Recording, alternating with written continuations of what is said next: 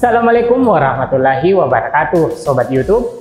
Pada kesempatan video kali ini, kami akan menyampaikan informasi terbaru terkait bantuan Rp900.000 per bulan yang akan diterima khusus keluarga penerima manfaat program Keluarga Harapan (PKH) dengan kategori tertentu. Yang kita akan jelaskan lebih jauh dan hal ini sebagaimana kemarin pada saat rapat kerja Menteri Sosial Republik Indonesia dan Komisi 8 DPR RI, keluarga penerima manfaat PKH yang masuk golongan ini, bantuan PKH-nya akan dialihkan menjadi bantuan Rp900.000, dicairkan setiap bulannya oleh pihak Kementerian Sosial, dalam hal ini Direktorat Jenderal Rehabilitasi Sosial yang membidanginya. Namun, apakah bantuan ini berupa uang tunai atau berupa paket barang yang senilai Rp900.000 per bulan ini? Sobat YouTube, bagi penerima manfaat golongan ini wajib mengetahuinya. Seperti apa ketentuan penerima dan jenis bantuannya?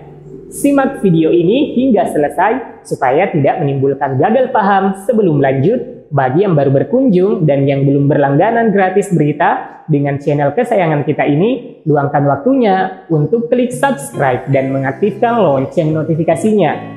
Dan yang sudah subscribe, saya doakan semoga selalu dalam kesejahteraan, kecukupan, dan diberi kesehatan. Amin ya rabbal alamin.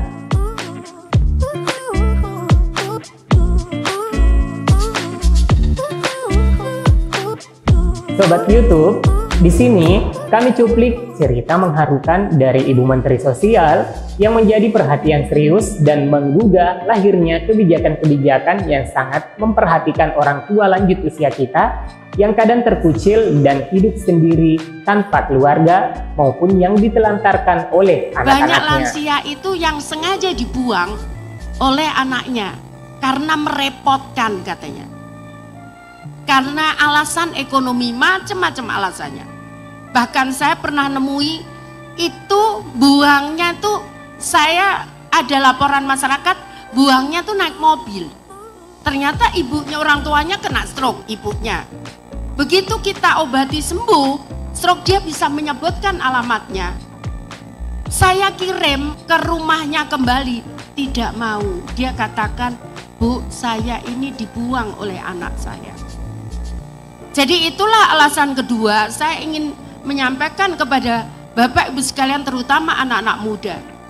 Coba kita bayangkan saat kita bayi, kita tidak bisa apa-apa. Baik, kita lanjut terkait kebijakan Ibu Menteri Sosial yang mungkin punya hubungan dengan cerita Ibu Menteri Sosial tadi. Tepatnya kemarin pada hari Senin tanggal 6 Juni tahun 2022, Ibu Menteri Sosial menggelar rapat dengan Komisi 8 DPR RI. Saat rapat itulah Ibu Menteri Sosial menyampaikan dan mengajukan poin-poin penting terkait dengan pelaksanaan kegiatan bantuan sosial di lingkungan Kementerian Sosial. Baik Sobat YouTube, kebijakan pemerintah terkait dengan bansos itu sangatlah dinamis atau selalu berubah-ubah. Hal ini dikarenakan sangat kondisional maupun situasional dengan keadaan tingkat kesejahteraan masyarakat, faktor kebencanaan, kedaruratan, dan kondisi keuangan negara. Bagi peserta PKH dan BPNT, tentu informasi ini bukanlah hal yang baru dan mudah-mudahan KPM bisa memahaminya karena dengan dirubahnya sebuah aturan, kita berharap ada nilai lebih bagi penerima manfaat.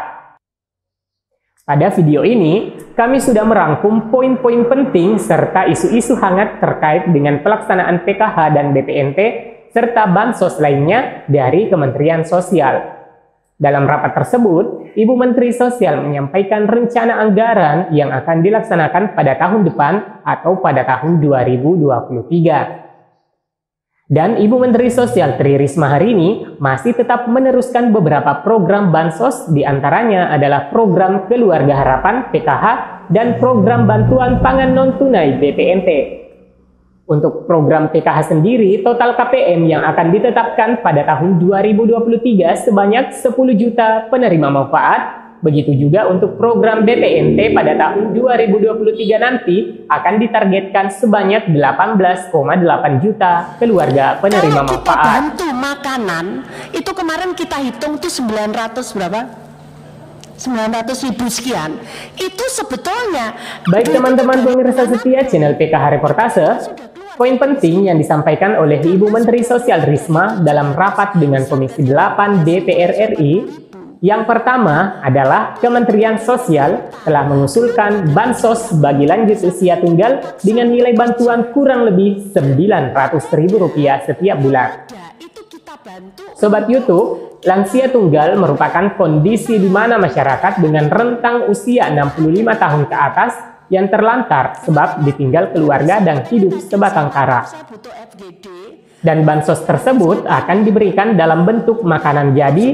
Yang dimaksud dengan lansia tunggal di sini adalah yaitu lanjut usia yang masuk ke dalam DPKS, hidup atau tinggal sendiri karena anak-anaknya sudah berkeluarga dan lansia tersebut masuk kategori masyarakat yang tidak mampu.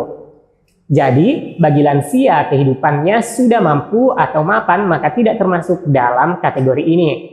Dan bagi lansia pensiunan PNS, pensiunan TNI Polri dan BUMN tentunya tidak masuk dalam kategori ini. Kenapa demikian? Ibu Risma menjelaskan untuk kategori lansia pensiunan PNS, TNI Polri masih memiliki penghasilan sekitar 1 juta yang diterima dari negara setiap bulannya. Dan tentunya sangat berbeda dengan lansia tunggal yang tidak memiliki keluarga, tidak memiliki aset maupun penghasilan, akan masuk pada kategori penerima Rp900.000 per bulan. Sobat YouTube, apakah bantuan pemerintah untuk lansia ini berbentuk tunai atau barang? Sebagaimana dijelaskan sebelumnya, jawaban yang tepat adalah berbentuk makanan yang nilainya Rp30.000 per harinya atau setara 10.000 3 kali makan sehari dikalikan sebulan atau 30 hari, maka hitung-hitungannya adalah Rp900.000 per bulan. Sobat YouTube tentu bertanya-tanya, kenapa harus makanan? Kok bukan uang ya? Menurut temuan Ibu Menteri Sosial, banyak lansia rentan tidak lagi bisa beraktivitas dan hanya tinggal di tempat tidur. Tidak ada yang mengurus, maka dari itu untuk lansia seperti ini membutuhkan perhatian khusus dengan diberikan makanan agar asupan gizi bagi para lansia penerima manfaat terpenuhi dan mendapatkan makanan layak konsumsi dan memenuhi standar gizi bagi kesehatan para lansia penerima manfaat. Ibu, sekarang ini pokoknya kalau lansia kondisinya berat, kita titipkan ke Pak RW uangnya. Kemudian nanti Pak RW yang rawat dan memberikan makanan. Karena kalau enggak, dia enggak bisa apa-apa, kemudian enggak bisa makan. Mungkin ada yang... Menteri Sosial Tri Risma hari ini dalam sambutannya pada peringatan Hari Lanjut Usia Nasional HLUN 2022 pada tanggal 29 Mei 2022, Menteri Sosial menekankan kebijakan yang berorientasi meningkatkan kualitas hidup lansia. Kementerian Sosial memberikan perhatian kepada lansia yang hidup sendiri dan secara ekonomi kekurangan, karena mereka adalah tanggung jawab negara, kata Menteri Sosial. Menteri Sosial berpandangan bahwa lansia bukan merupakan beban negara. Menteri Sosial menyatakan usia tua tidak berarti seseorang kehilangan produktivitas.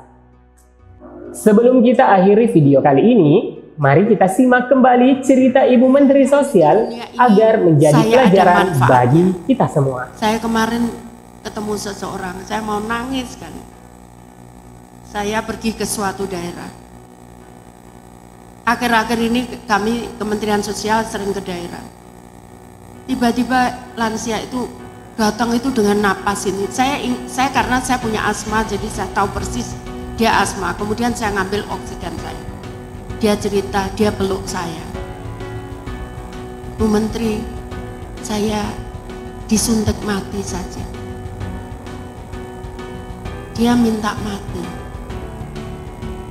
karena dia nggak ada yang rawat. Dia hidup sendiri. Saya sampaikan ke pendamping, tolong ini ibu saya. ini ibu saya tolong dirawat. Pendamping, tolong kalau dia butuh sesuatu karena dia ibu saya, maka kamu wajib karena kamu saya bayar. Sayang tanda tangan bayar, kamu wajib menginformasikan ke saya. Saya sedih karena mendapatkan laporan ada lansia yang dibuang oleh anaknya. Dia diturunkan di tengah jalan dan tidak dirawat. Ini sangat menyedihkan, kata Menteri Sosial. Sangat miris ya Sobat YouTube. Semoga pemirsa YouTube di sini tidak ada yang menyia-nyiakan orang tuanya yang notabene sudah lansia. Demikian yang bisa kami sampaikan pada video kali ini. Jika ada komentar, silakan diketikkan pada kolom komentar, like atau dislike untuk menanggapinya. Sebarkan jika bermanfaat. Sampai jumpa di video selanjutnya.